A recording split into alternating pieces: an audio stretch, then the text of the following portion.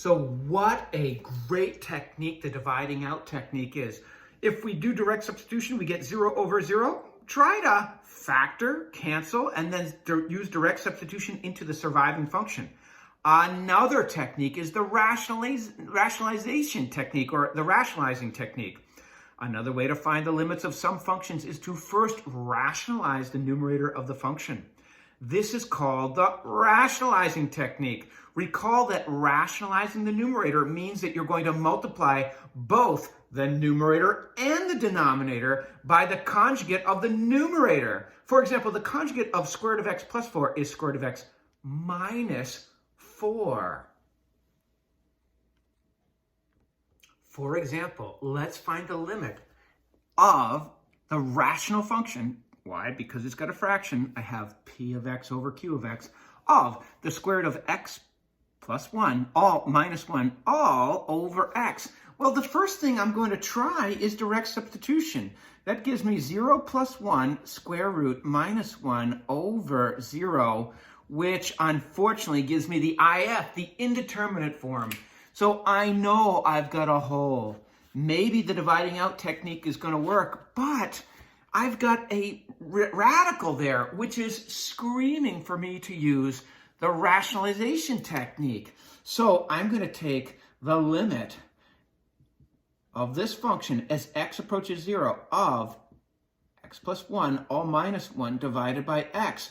Now I can introduce a fraction equal to 1 without changing anything. That doesn't change anything.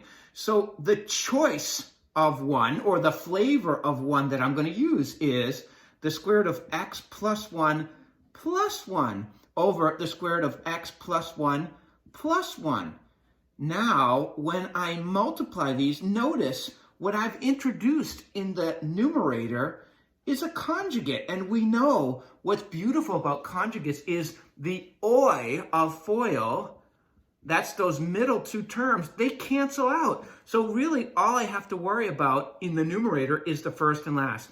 This times this is going to give me x plus 1.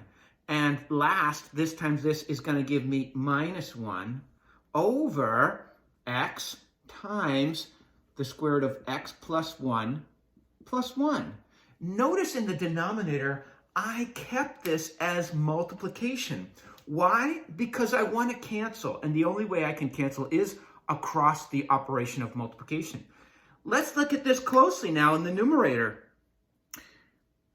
After I multiplied, after I FOIL out and I got this in the numerator, I noticed that plus 1 and minus 1 go off to number heaven to leave me with the limit as x approaches 0 of x over x times the square root of x plus 1 plus 1. Notice now, because this is multiplication in the denominator, these will cancel, and this problem will become the limit as x approaches 0 of 1 over the square root of x plus 1 plus 1. By canceling the x, we've gotten around that 0 over 0 problem. And now we can use direct substitution. So this will equal 1 over 0 plus 1 square root plus 1, which is 1/2. There is a hole here. I know that as x approaches 0, y approaches 1/2. And what does y approach? If y is approaching 1/2, that is the trend in y, and this is my limit. Does the limit exist? Yes, we just found out it's 1/2. That's the trend in y. Is the limit reached? No, because we have a hole. As x approaches this value, y approaches this value. That's going to be our hole. Let's look at this graphically. Here I've just graphed the function square root of x plus 1, all minus 1, all over x. And you can see the function is undefined at x equals 0. Of course, there is a hole there. What did we do? We used the rationalizing technique to multiply by conjugates, and our surviving function in this case was 1 over the square root of x plus 1, all plus 1. And what we did there was we said, this function and this function have the same graphs. This graph looks like this.